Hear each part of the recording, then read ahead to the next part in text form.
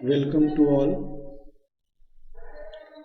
This session is very informative for the students of BCom Semester 6 of Ranchi University.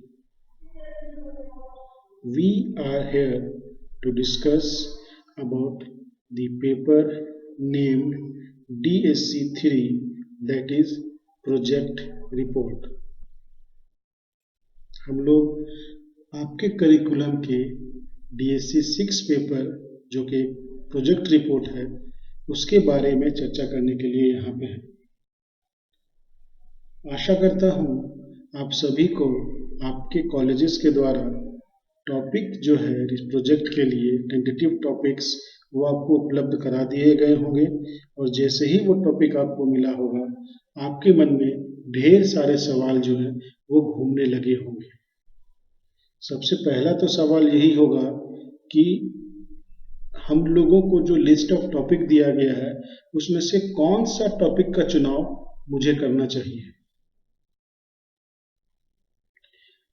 Topic का चुनाव कर तो लेते हैं लेकिन प्रोजेक्ट बनाएं कैसे। प्रिंट करना है या हाथों से ही लिख करके जमा करना है, स्टिक फाइल में देना है या बाइंडिंग करवाना है या स्पाइरल बाइंडिंग करवाना है। तो इस तरह के ढेरों सवाल जो है आपके मन में घूमने लगे होंगे। तो हम लोग यहाँ पर एक जगह पर आए हैं ताकि आपके मन में जो सवाल है उन सवालों को हल किया जाए और हम लोग मिल करके उन कठिनाइयों को दूर करेंगे। सेशन को शुरू करते हैं हम लोग। तो सबसे पहले नज़र दौड़ाते हैं उन क्वेश्चंस के ऊपर जो आपके मन में घूम रहे होंगे। तो सबसे पहला सवाल तो मैंने आपको कहा, आप यह सोचते होंगे कि आपको कौन सा प्रोजेक्ट का चुनाव किया जाए। तब आप कौन से प्रोजेक्ट का चुनाव करेंगे? जिस क्षेत्र में आपका इंटरेस्ट है, आप समझते हैं कि इस क्षेत्र में मैं अच्छे से काम कर पाऊंगा, तो जाहिर सा बात है उसी का आपको चुनाव करना चाहिए। तो आप अपने इंटरेस्ट के हिसाब से अपने प्रोजेक्ट का टॉपिक का चुनाव करेंगे। फिर आपके मन में होगा कि प्रोजेक्ट रिपोर्ट बनाएं कैसे। इस सवाल का जवाब मैं आपको दूंगा आगे। फिर होगा कि how many copies of project to be prepared. तो ये जो नंबर ऑफ कॉपीज हैं प्रोजेक्ट के, ये अलग अलग इंस्टीट्यूशंस के लिए अलग अलग होते हैं, लेकिन आपको कम से कम 2 कॉपी तो बनाना ही है, सो दैट एक कॉपी अगर सबमिट भी हो जाए तो एक कॉपी आपके पास रह जाए। तो आपको 2 कॉपी एटलीस्ट प्रोजेक्ट का बनाना पड़ेगा। फिर अपने मन में सवाल होगा कि we should write it by hands और get it printed in A4 size paper. तो हाथों से नहीं लिखना है आपको, प्रिंट कराना है आपको A4 साइज पेपर।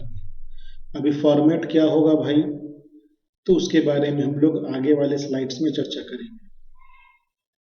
फिर आपके मन में सवाल होगा कि we should prepare it in stick file और गेट इट बाउंड, कि हम लोग इसको स्टिक फाइल में बनाएं या फिर बाइंडिंग करा लें।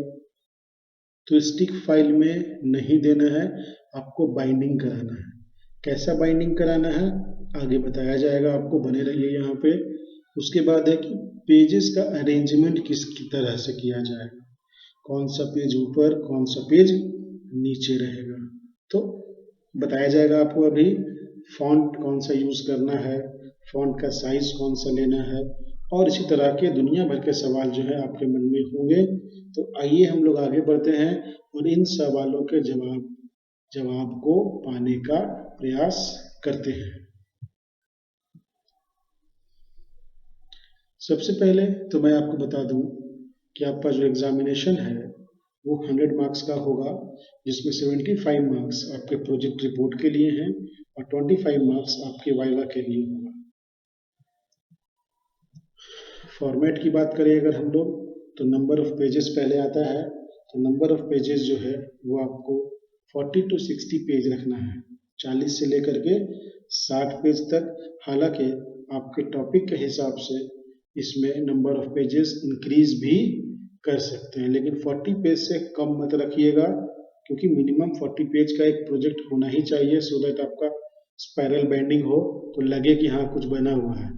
5 पेज 10 पेज का प्रोजेक्ट बनाने से आपको कोई फायदा नहीं है। तो 40 to 60 आप अपना नंबर ऑफ पेजेस रखिए, वो स्टैंडर्ड होता है किसी भी प्रोजेक्ट के लिए, अंडर ग्रेजुएट कोर्स के प्रोजेक्ट के लिए।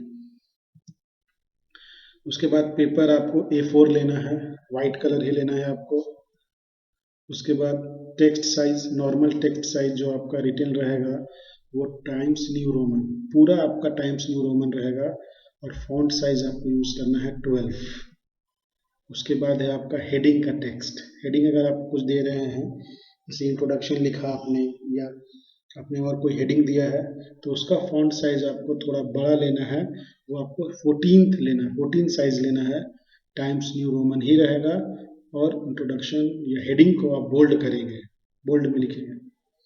उसके बाद सब हेडिंग है, तो सब हेडिंग का साइज 12 रहेगा, टाइम्स न्यू रोमन और बोल्ड। मार्जिन में थोड़ा सा ध्यान दीजिएगा आप, मार्जिन आपको लेफ्ट मार्जिन और टॉप मार्जिन जो है 1.5 इंच का लेना है, और राइट मार्जिन और बॉटम मार्जिन जो है वो 1 इंच का लेना है। उसके बाद पैराग्राफ, एक पैराग्राफ से जब आप दूसरे पैराग्राफ में जाते हैं तो दोनों पैराग्राफ के बीच का जो स्पेस होना चाहिए वो डबल स्पेसिंग होना चाहिए, वो आपको सेटिंग्स में मिल जाएगा, पैराग्राफ सेटिंग्स में, MS वर्ड में। उसके बाद है लाइन स्पेसिंग। लाइन स्पेस, एक लाइन, दो लाइन, तीन लाइन, जो लाइन के बीच का जो गैप होता है उसको लाइन स्पेसिंग कहते हैं, वो 1.5 स्पेसिंग होना चाहिए, 1.5, वो आपको देखना होगा, मिल जाएगा। उसके बाद इंपॉर्टेंट चीज है ये देखिएगा, टेक्स्ट अलाइनमेंट।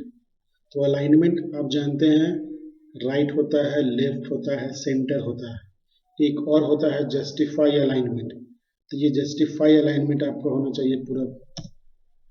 उसके बाद है आपका पेज नंबर, तो हर एक पेज के बॉटम में, सेंटर में, हर एक पेज के बॉटम में, सेंटर में, यहाँ पर आपका पेज नंबर होगा।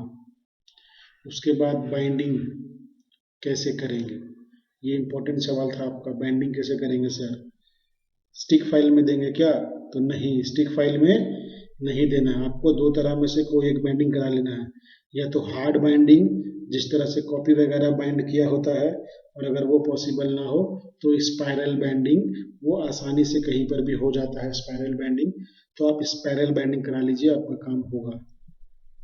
एक नोट दीजिएगा, इंपॉर्टेंट चीज आया है क्या, कि the numbering of initial pages shall be in Roman numbers. जो इनिशियल पेजेस आप लगाएंगे उनमें नंबरिंग जो है वो रोमन नंबर में रहेगा, रोमन 1, रोमन 2, रोमन 3। और आपका जो जनरल प्रोजेक्ट रहेगा उसमें मैथमेटिकल 1, 2, 3 रखेंगे हम लोग इस तरह से। अब हम लोग देखते हैं अरेंजमेंट ऑफ इनिशियल पेजेस, की इनिशियल पेजेस का अरेंजमेंट आपको किस तरह से करना है। तो इनिशियल पेजेस में सबसे पहले आपको लगेगा कवर पेज, ये आपको पूरा फॉर्मेट है, कौन सा पेज किसके बाद लगेगा, ये चीज यहाँ पर है। तो सबसे पहले आपका रहेगा कवर पेज। तो कवर पेज में क्या है भाई, कवर पेज का डिजाइन मैं आपको इसी स्लाइड में आगे बताऊंगा, ध्यान से देखते रहिए। कवर पेज में आपको टाइटल ऑफ द प्रोजेक्ट रहता है, प्रोजेक्ट का नाम, name of the candidate, name of the supervisor और गाइड, आपका क्लास रोल नंबर और आपका एग्जाम रोल नंबर, ये सारे इंफॉर्मेशन आपको कवर पेज में देने होंगे। दूसरा है सर्टिफिकेट, सर्टिफिकेट का फॉर्मेट आगे मिल जाएगा आपको। उसके बाद है डिक्लेरेशन बाय द कैंडिडेट, आगे मिल जाएगा फॉर्मेट। उसके बाद है एक्नॉलेजमेंट, ये भी फॉर्मेट आपको दे दिया जाएगा। उसके बाद है एब्स्ट्रैक्ट, एब्स्ट्रैक्ट आपको लिखना पड़ेगा, abstract means summary of your project, short में, बहुत होगा तो 300 वर्ड्स में आपको एब्स्ट्रैक्ट लिखना है।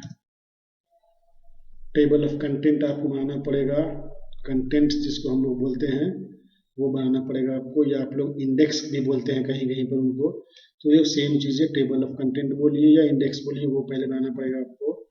उसके बाद आपको रखना है लिस्ट ऑफ टेबल्स और चार्ट्स, अगर आप अपने प्रोजेक्ट में कोई टेबल या कोई चार्ट का इस्तेमाल कर रहे हैं तो उसका भी लिस्ट बनाना पड़ेगा आपको, टेबल 1.1, 1.2, 1.3 इस तरह से। उसके बाद list of figures and photographs, अगर आपने अपने प्रोजेक्ट में कोई फिगर, इमेज या फोटोग्राफ यूज किया है तो उसका भी लिस्ट देना पड़ेगा कि वो किस चीज़ का है, नंबरिंग के साथ। उसके बाद आपका यहाँ से चैप्टर शुरू हो जाएगा, चैप्टर 1 पूरा, फिर खत्म होगा, फिर चैप्टर 2, फिर वो समाप्त होगा, फिर चैप्टर 3। इस तरह से आपको जितने भी चैप्टर्स आपने बनाए हैं वो लगेगा सारा चैप्टर्स। जब सारे चैप्टर्स आपके खत्म हो जाएंगे तब चैप्टर्स के अंत में लास्ट में लगेगा आपको बिब्लियोग्राफी। बिब्लियोग्राफी ये हमेशा आपको एपीए स्टाइल में देना है। एपीए स्टाइल क्या होता है आप पूछिएगा, आपको बाद में बता दिया जाएगा। उसके बाद अगर आपने कोई क्वेश्चनायर वगैरह का इस्तेमाल किया है डाटा कलेक्ट करने के लिए तो लास्ट में अपेंडिक्स में आप उसे लगा सकते हैं। फिर हम लोग बात करें चैप्टर्स का डिवीजन का कि कितने चैप्टर्स होने चाहिए। तो नंबर ऑफ चैप्टर्स जो है वो डिपेंड करते हैं कि आपने क्या प्रोजेक्ट चुना है, लेकिन एक जनरली अगर बात किया जाए तो कम से कम 5 चैप्टर तो होने ही चाहिए किसी भी प्रोजेक्ट में। और वो पांचों क्या क्या है वो मैं बता रहा हूँ आपको एक एक करके। आगे के स्लाइड्स में उन सभी को थोड़ा थोड़ा इंट्रोडक्शन में करा दूंगा, ब्रीफ इंट्रोडक्शन करा दूंगा। सबसे पहला चैप्टर का नाम आपका रहेगा इंट्रोडक्शन। दूसरा चैप्टर है रिव्यू ऑफ लिटरेचर। तीसरा चैप्टर रहेगा रिसर्च मेथडोलॉजी। चौथा चैप्टर है डाटा एनालिसिस एंड इंटरप्रिटेशन। और पांचवा चैप्टर है आपका कंक्लूजन एंड सजेशन। अब इन चैप्टर्स को हम लोग ब्रीफली इंट्रोड्यूस करते हैं। तो ब्रीफ इंट्रोडक्शन ऑफ चैप्टर, सबसे पहला आपका है introduction. This section will introduce the topic. It should be able to give an idea to the reader what the topic is all about. Introduction में आपको यह बताना है, टॉपिक को कुछ इस तरह से इंट्रोड्यूस करना है सो दैट पढ़ने वाले को पता चल जाए कि ये किस चीज के बारे में बात किया जा रहा है। The introduction must contain the rational and purpose of the research. आपको तर्क के साथ आपको अपना पर्पस जो है वो बताना पड़ेगा इंट्रोडक्शन में। This section includes objectives of study, significance of study and hypothesis of study. तो ये सारे जो है ऑब्जेक्टिव्स हैं, सिग्निफिकेंस है और हाइपोथेसिस जो है आपके स्टडी का, आपके प्रोजेक्ट का, वो आपको यहीं पर देना पड़ेगा। इनके लिए अलग से किसी चैप्टर की आवश्यकता नहीं होती है। दूसरा जो आपका चैप्टर है वो है लिटरेचर रिव्यू। तो क्या होता है ये देखते हैं एक बार। तो review of literature is a collective body of works done by earlier researchers and published in the form of books, journals, articles. It helps in generating ideas and developing significant questions for the research work.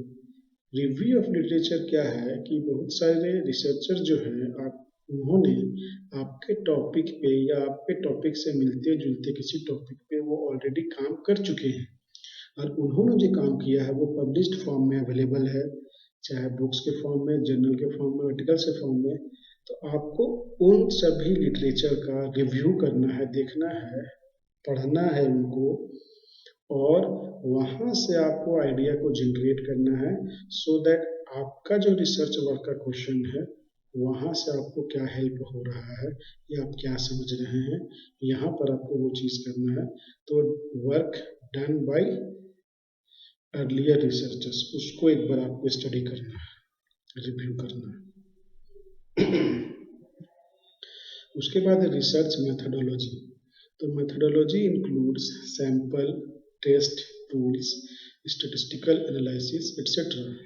The size and nature of sample will depend on the topic selected. Test tools are to be selected based on the objectives of the research. Research methodology में basically आप data को collect करते हैं। आपने जो data collect किया वो primary data है या सेकेंडरी डेटा है। डेटा को कलेक्ट करने के लिए आपने कितना सैंपल साइज लिया, आपके सैंपल का नेचर क्या है, ये सब काम जो है आपको रिसर्च मेथोडोलॉजी के अंतर्गत करना है। किस मेथड से आपने डेटा को कलेक्ट किया, आप गए इंटरव्यू लिया आपने या किसी अन्य दूसरे मेथड से आपने क्या किया, डेटा को कलेक्ट किया। ये सारा काम आपको कहाँ करना है, रिसर्च मेथोडोलॉजी में। मीन्स डेटा कलेक्शन का काम आपको यहाँ पे करना है इस चैप्टर में। अब डेटा को आपने कलेक्ट कर लिया, अब आपको उस डेटा को एनालाइज करना है और उसका विश्लेषण करना है, इंटरप्रिटेशन करना है, विवेचना करना है। तो data analysis and interpretation chapter में आपको क्या करना है, the data collected with the help of test tools is then analyzed by using appropriate statistical techniques। यहाँ पर आपको उनको क्या करना है, एनालाइज करना है और सारा कुछ करने के बाद आपको रिपोर्टिंग करना है। तो लास्ट आपका चैप्टर है फाइंडिंग्स एंड सजेशंस। तो the findings of the research after the statistical analysis of data are reported in this section. अब आपको यहाँ पर रिपोर्ट करना है कि आपने जो रिसर्च किया उसका क्या फाइंडिंग्स है, आपको क्या मिला उस रिसर्च से, यहाँ पर आपको बताना पड़ेगा। आपको ना केवल आपको फाइंडिंग्स बताना है बल्कि उन फाइंडिंग्स का क्या इम्प्लीकेशन हो रहा है उसके बारे में भी बात करना है। फिर on the basis of findings आपको सजेशंस भी देने हैं कि इस पर्टिकुलर एरिया में और फर्दर रिसर्च किया जा सकता है। You have to give suggestions for further research in the particular area। तो ये आपका चैप्टराइजेशन हो गया, उनका ब्रीफ इंट्रोडक्शन हो गया। इसी के आधार पर आप अपना चैप्टर को प्रिपेयर करेंगे। अब हम लोग देखते हैं डिफरेंट फॉर्मेट्स जो आपको लगाने हैं इनिशियल पेजेस के, कवर पेज, सर्टिफिकेट, एक्नॉलेजमेंट वगैरह के, उसका फॉर्मेट हम लोग देखते हैं। तो सबसे पहले है आपका फॉर्मेट ऑफ कवर पेज। तो कवर पेज का फॉर्मेट देख लीजिए, कुछ इस तरह का है। ये ऐसे रहेगा, ये जो आप देख रहे हैं बॉक्स टाइप का, ये समझ लीजिए A4 साइज का पेपर है। ये A4 साइज का पेपर है पूरा, और ये आपके पूरा लिखा हुआ है। सबसे पहले आपको अपने कॉलेज का नाम लिखना है, नेम ऑफ योर कॉलेज। तो आपके कॉलेज का नाम क्या है? हाँ ठीक है, वही नाम है कॉलेज का, तो आपको वो नाम यहाँ पे लिख देना है। उसके बाद आपको यहाँ पर आपके कॉलेज का लोगो लगाना। ये आपको इंटरनेट वगैरह से लोगो मिल जाएगा, उसके लिए चिंता नहीं करना है आपको। उसके बाद ये आपका एरिया बता रहा है ये प्रोजेक्ट रिपोर्ट ऑन टॉपिक। ये जो टॉपिक बोल्ड में लिखा हुआ है, यहाँ पर आपको बोल्ड में अपना टॉपिक लिखना है। In partial fulfilment of bachelor of commerce programme under Ranchi university Ranchi. ये सेम रहेगा। दो बॉक्सेस बनाने हैं, एक सुपरवाइजर का, एक आपका अपना। तो under the supervision and guidance of आपके टीचर का नाम रहेगा, यहाँ पर उनका डिजिग्नेशन रहेगा, डिपार्टमेंट ऑफ कॉमर्स, और ये नेम ऑफ योर कॉलेज। तो जिस कॉलेज के आप छात्र हैं उसका नाम आपको यहाँ पर लिख देना है। उसके बाद सबमिटेड बाय, ये आपका नाम रहेगा, नेम ऑफ द स्टूडेंट, आपका क्लास बीकॉम सेमेस्टर 6 से, जाहिर सी बात है सेशन, जो भी आपका सेशन है, ये क्लास रोल नंबर आपका, और ये आपका एग्जाम रोल नंबर यहाँ पे। ठीक है, इजी है। उसके बाद है certificate, format of certificate. Certificate heading में तो लिखा रहेगा सर्टिफिकेट, अब फिर ऐसे लिखेंगे, क्या लिखना है, this is to certify that this project title. यहाँ पर ये जो ब्लैंक स्पेस दिख रहा है आपको, यहाँ पर आपको अपने प्रोजेक्ट का नाम लिखना है। Has been submitted by, name of student, आपका नाम, स्टूडेंट का नाम यहाँ पे रहेगा। A student of BCom semester 6, session आपका जो भी सेशन है यहाँ पे लिखेंगे। बियरिंग एग्जाम रोल नंबर, ध्यान रखिएगा एग्जाम रोल नंबर लिखना है यहाँ पे। Of name of your college, आप जिस कॉलेज के छात्र हैं उस कॉलेज का नाम यहाँ पर आपको लिखना है, पूरा नाम लिखना है। जैसे मान लीजिए आप अगर गौसनर कॉलेज के छात्र हैं तो यहाँ लिखेंगे गौसनर कॉलेज रांची। अगर आप मान लीजिए रामलखन कॉलेज के हैं तो Ramlakhan Singh Yadav college Ranchi, Donda college के हैं तो डोंडा कॉलेज रांची। इस तरह से आप कॉलेज का नाम लिखिए। फिर पैराग्राफ चेंज करेंगे तो डबल स्पेस रहेगा यहाँ पे। This project has been submitted in partial fulfilment for the award of bachelor of commerce degree under Ranchi university Ranchi. This, ये सब आपको सेम जो है वर्डिंग सेम लिख देना है। उसके बाद है डिक्लेरेशन। तो डिक्लेरेशन में आई, नेम ऑफ स्टूडेंट, आपका जो नाम है, do hereby declare that the project entitled, project का नाम, is submitted to name of your college, ये कॉलेज का नाम रहेगा आपका। ये बाकी सेम रहेगा, आपको इस हिसाब से भर लेना है आपको। उसके बाद एक्नॉलेजमेंट में है, तो एक्नॉलेजमेंट जो है वो आप जो है अपने टीचर से प्रति आभार अगर व्यक्त करना चाहते हैं तो ये लगाना होगा आपको। तो जिनको भी आप आभार व्यक्त करना चाहते हैं, आपको उन सभी फैकल्टीज का नाम आपको लिखना है यहाँ पर गाइड का नाम रहेगा और यहाँ पर उन सभी फैकल्टीज का नाम जिन्हें आप आभार व्यक्त करना चाहते हैं।